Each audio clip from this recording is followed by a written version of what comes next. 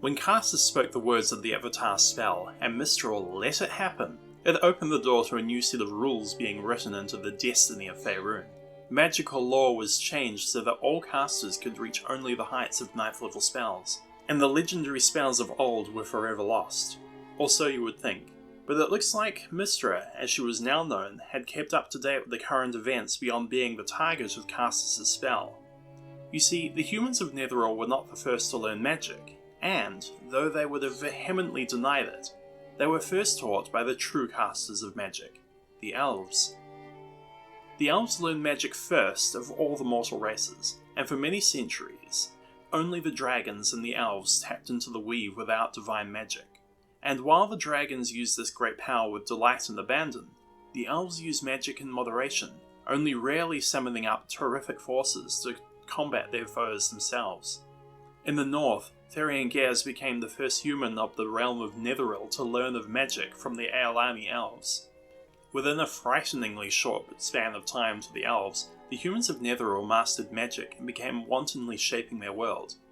Human arcanists took the magic they'd learned at the feet of the elves and conquered their world with it. The humans reached heights of magic and power in their brief decades that most elves took centuries to achieve. At first the elves were impressed and awestruck by their students' grasp of the weave. However, within 3 short centuries, the Netherese wizards shunned and rejected the finer teachings of the Elven mages, and they embraced magic as a source of power alone. They discovered the arcane and mysterious Never Scrolls among the ruins of Aravandar, and gained new art therein. This added to their own knowledge, and ended any need for elven teachers or their conservative, overly philosophical teachings. In fact, within a few generations, most Netherese wizards refused to even concede that they had originally learned magic from anyone at all. For the next 4 centuries, the elves of Aelan and Ilifan tried to educate the Netherese against their blatant abuses of art, but found only deaf ears. The humans had reached masteries of magic that rivaled some of the elves' greatest secrets, and now it was the elves' turn to be interested in, and inherently fearful of, the magic of the Netherese. Netheril's technology culminated in mythilars, energy fields that collected the weave like a massive Tesla capacitor, altering it into energy fields that could power the many magical items so that individual charges weren't used. You can bet this disrupted the weave, and deeply disturbed the philosophy and health of any elves that came close to these magical sources of Netherese power. The elves' patience grew thin as no humans listened to elven counsel any longer. Netheril archwizards pushed back the boundaries of magic farther than ever before, challenging the gods themselves with their power.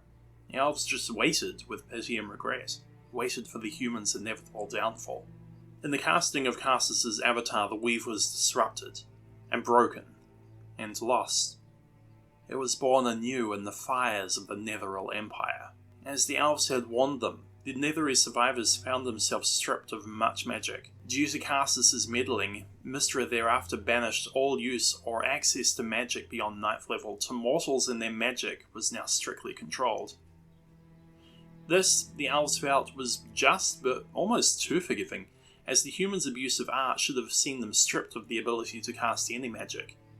However, Mystra knew that to do so in this type of world would be to condemn an entire species to death. Elves also had their magical spells limited to 9th level or below, as did every race, and this limitation, as well as the humans' reckless expansionism, is a good reason for any elf native to one of the enclaves to hate and mistrust a human. But Mystra also recognized the nobility and maturity of the elven people, and the rules were very specific. No spell higher than 9th. Today we're going to discuss the few ways you can get around that ban, and then discuss the reason for Mystra's loophole. Elven High Magic. For humans and the other races whose magical power is derived from the formulaic manipulations of, spells. From spells, it was discovered that access to 10th level spell slots and higher still existed. No, it's not 4th wall breaking for a wizard to state that they have a spell slot of any level. It's a level of energy manipulation, power designed to change the weave, and the spellcaster would inherently know from their training or feelings of power just how many orders of magnitude they could manipulate. Anyway, I'm getting off target there. The first way around Mystra's ban is a technicality only. Spells in the Third Age onward had metamagic manipulations that could be granted to any spellcaster who had the aptitude, but it raised the slot requirement for the spell. It was possible with the epic spell slot to create a 9th level spell with metamagic, thus casting technically magic higher than the 9th, but the effect was essentially the same. Mystra allowed this. If the mortals wanted to pretend that they were the netherils of old by making a silent gate spell, then so be it. The second way around the ban is to consider the sphere of influence. Magic did not work above 9th level on Toril, but Lord Ao had decreed that Mystra's power stopped on that sphere and did not affect the rest of realm space. If you don't know what realm space is, then you might be surprised to learn that Toril is one planet within a known solar system. That itself is wrapped within a crystal sphere that keeps the breathable space in and protects the interior from the wild space without. Crazy, right? There are 7 other planets, and each of them doesn't have Mystra's ban. One of the consequences and potential dangers of finding a spelljammer ship would be finding spellcasters on other worlds who have the same level of knowledge and magical proficiency as the netherils, and no one to tell them no. That being said, the worlds of the Feywild, Shadow, all of the connective planes that maintain active portals to the material plane of Toril do have the ban. But other realms not touched by Toril and demi-planes created by spellcasters can sidestep the ban. But immediately upon returning to Toril or a connective plane, the magic will instantly and harmlessly fail and unravel, and you might just get an SMH from Mystra. You won't get any head shaking from the elves, however, because they'll be too busy over here ignoring the ban by practicing one of their oldest magical traditions. Something so fundamental to the nature of the weave that it doesn't count as spellcasting, nor ritual spellcasting. Kinda sorta both. Elven High Magic, 420 Blazers. Sorry, a moment of silence for my credibility. Elven High Magic, the rarest and most wonderful of magic still practiced on Toril today, is called Ars Elu Talquez, or the Great Art of the People. High magic is known to the elves, though its practices and practitioners are secret, or at least not publicly acknowledged. As an open secret, the mysteries of high magic cannot be shared, but suffice to say it is as much a power beyond the reach of mages as magic is above the prying reach of a thief. High magic is the direct energy of the web of energy that sustains the planet's life, and that of every living being upon it, and it is the redirection of that flow to create a strong magical effect. Whereas wizardly magic pulls a tiny bit of energy out of the weave to harness its effects, high magic maintains the weave but redirects and manipulates the local flow of energy to achieve the effects of the ritual. So a mage manipulates a small portion of the weave, taking it out of the natural flow and placing it in an artificial pattern that completes a task then runs out of energy, like using water from a garden hose to make an origami boat. Hey, my videos, my similes. High magic is the redirection of a river to make an origami ship, one that continuously renews itself until a condition is met, usually time, to allow it to naturally disperse. To understand high magic enough to channel it, one must fully understand themselves. From birth, elves are part of a communal tribe, a community, a race that shares a subconscious mental link. They can boost this link through magic and other rituals to actually become of one mind and spirit with other elves of like attitudes. In all, this ability to become a greater whole and link one mind with many is distinctly elven.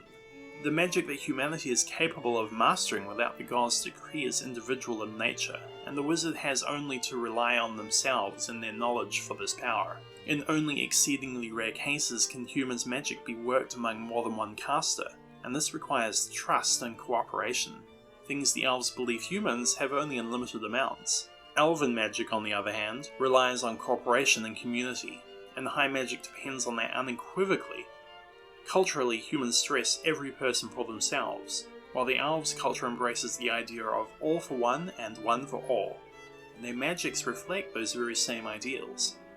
The communion of the elves and their spirit is one of the primary reasons they alone have high magic.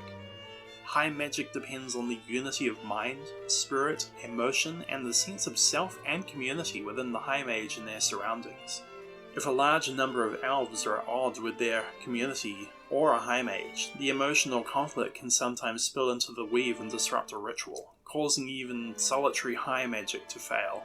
High Magic's primary use is the protection and support of the weave, the forces of nature, and for the betterment of the elves, all of whom are dedicated to physically and magically supporting those same goals, albeit less directly.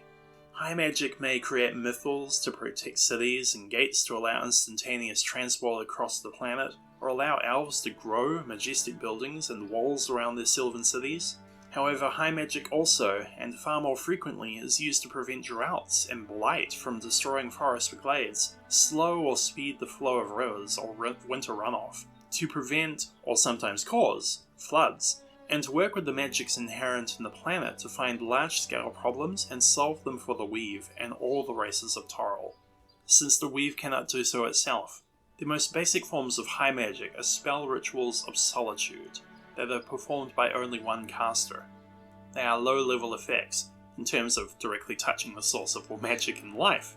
They can be harnessed without immediately endangering the caster or the target of the spell or rite. The quickest of castings, these rituals are usually cast in 10 to 20 rounds. While this appears similar to standard wizard spell castings, Solitude is misleading, for all High Magic ceremonies tie the caster with the target of their power and also to the surrounding elf community. Kai Sowe Tokal, Skin and Breath of the Worm, is one such ritual of solitude. The elf reaches through the weave, connects with a metallic dragon, and adopts some of its energy. In effect, the High Mage wraps themselves or another target in the aura of the dragon, granting themselves or another the ability of the chosen dragon for a short time. To the weave, the target is a dragon, not an elf. The elf gains all the physical abilities of a brass, bronze, copper, gold, or silver dragon, including its special fear radius, breath weapon, armor class, claw attacks, and flight. If preferred, the High Magic ritual can be shortened to adopt only portions of a draconic ability, or lengthened to allow the elf to physically assume the form of the dragon, though this is not necessary and adds many rounds to the ritual of transformation. The mid-range High Magic rituals of complement requires 3 High Mages to cast different parts of the ceremony for the High Magic to be tapped and controlled. These rituals link the trio together in a conscious sharing of minds, while each performs a particular, or in some cases identical, ritual within the larger ceremony. Rituals of complement are more complex and longer than the lesser rituals, and on average take at least an hour or longer to cast. During this entire time, casters are mentally linked and casting in unison. A Nair Ma Un Thor, Hidden Homeland, is one such ritual. It cloaks an entire elven homeland in mystery and protects it from outside intrusions and unwanted visitors. While less a physical barrier than a mental one, Nair Ma Un Thor magics convince a person that the route to an elven realm is actually another path that leads away from or around the protected lands. This ritual's effect is a mixture of illusion and enchantment/charm magics, plus a mythal or ward. It is hardly a powerful magic, but the amount of energy and subtlety involved in its effects make it High Magic. Saving throws against the effects of a Nair Ma Un Thor barrier are checked with disadvantage. Even if persons or structures of the realm are within sight of a stranger, these barriers divert most intruders. More powerful variants of this ritual can be placed within mythals, and these forcibly, yet imperceptibly, teleport intruders away from a homeland. Rituals of Myriad require a team of at least 5 High Mages at the casting center. Myriad level High Magic takes more time to cast due to many factors. Extended preparation and purification rites open the ceremonies, and these cleansings take nearly as long as a ritual of complement in themselves. Once the site of the central casting and all the extended casting sites of all other secondary casters are purified and readied, there is a delicate opening liturgy cast by the central caster that links the secondary and any subordinate casters or link supporters to the primary caster at the spell center.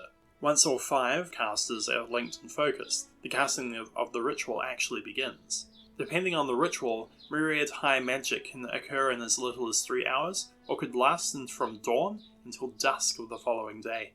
Ela Oman, place from all around and nowhere, home of summoning.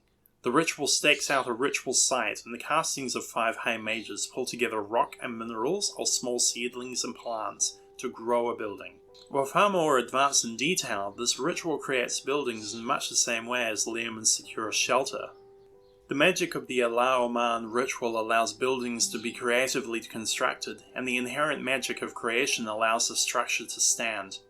Thus, buildings in the shapes of waves, monstrous spiders, or other strange, nonsensical configurations are supported by the weave as if they had solid supports.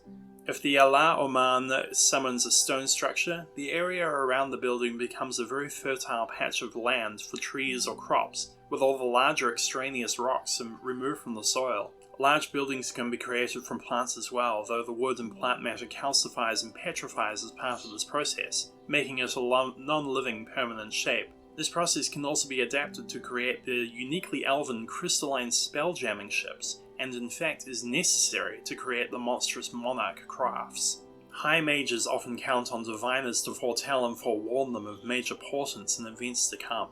While high magic was never intended to be used for combat often, it best serves the elves by carefully marshalling power when needed.